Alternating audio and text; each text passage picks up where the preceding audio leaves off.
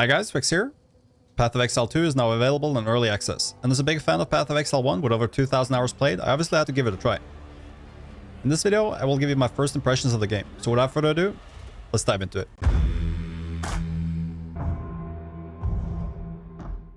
Number 1. Understanding the basics. From the very start, the game is designed to give you a general understanding of how to perform various tasks.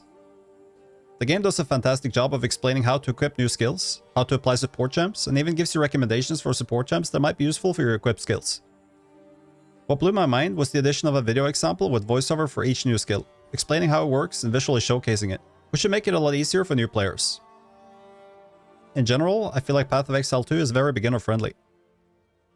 While Path of Exile 1 took countless hours to get into, anyone could pick up Path of Exile 2 and have a pretty good understanding of the basics after just a few minutes of playing. 10 out of 10. Number 2. The campaign. One of the first things I noticed when I started playing the game was the layout of the campaign map. It gives a very clear overview over the game progression, and makes it very obvious what you might expect to find in the various zones, and even which rewards you'll receive if you seek out the various bosses or monuments marked on the map.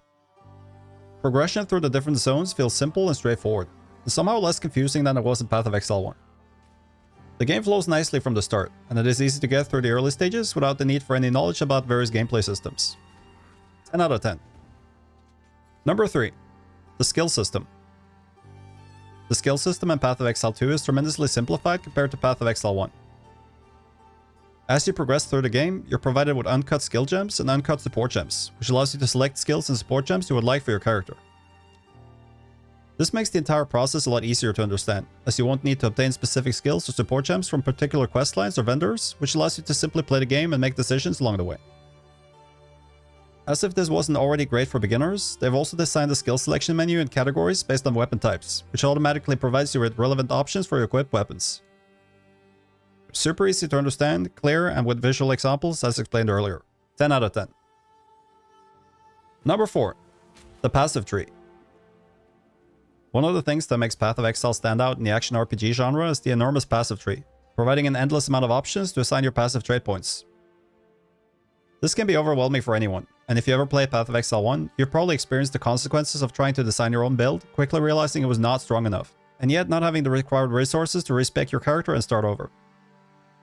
Path of Exile 2 solves this issue in a brilliant way.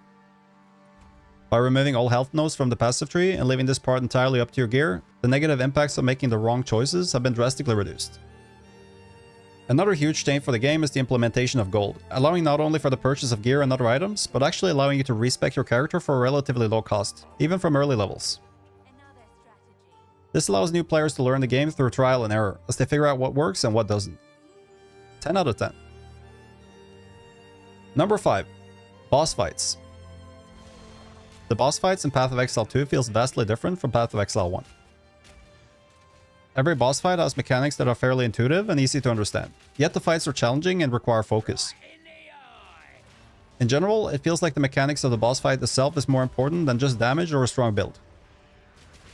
If you're standing at the wrong place at the wrong time, or not triggering the next phase of the boss fight in time, you might end up dying regardless. The boss fights also seem to last longer and generally feel more impactful and exciting than they did in the past. The loot you receive from slaying bosses also generally seems somewhat exciting, which makes it feel all the more rewarding when you finally beat each boss. 10 out of 10. Number 6. Loot and crafting. In general, Path of Exile 2 offers way less loot than POE 1. The amount of item drops is significantly lower in general, and the amount of rare or unique items dropped also feels very low in comparison.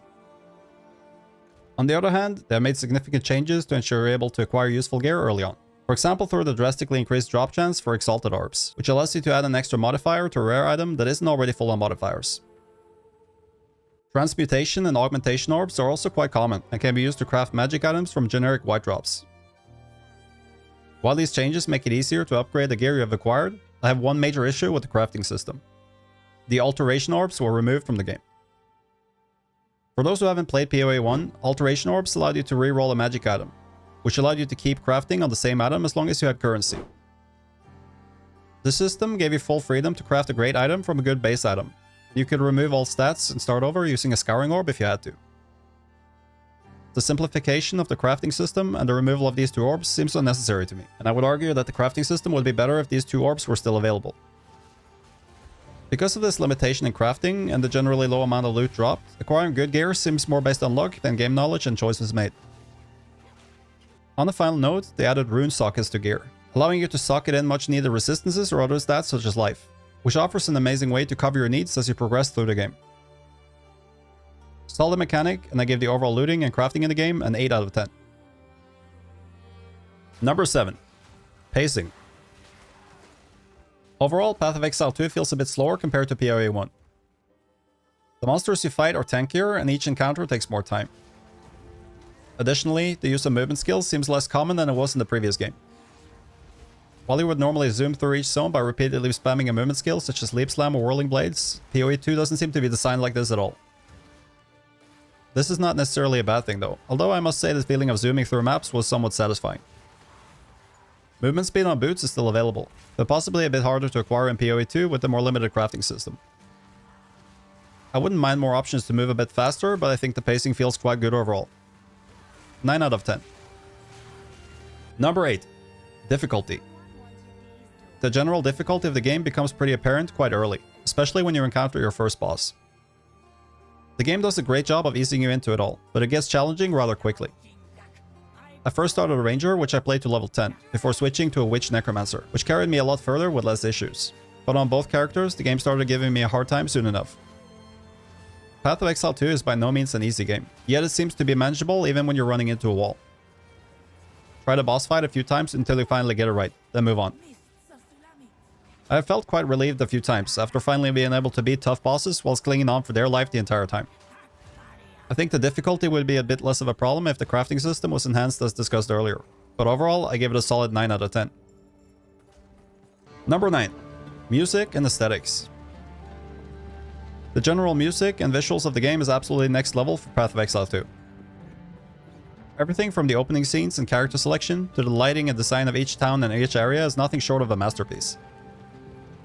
The atmosphere is fantastic and feels absolutely immersive.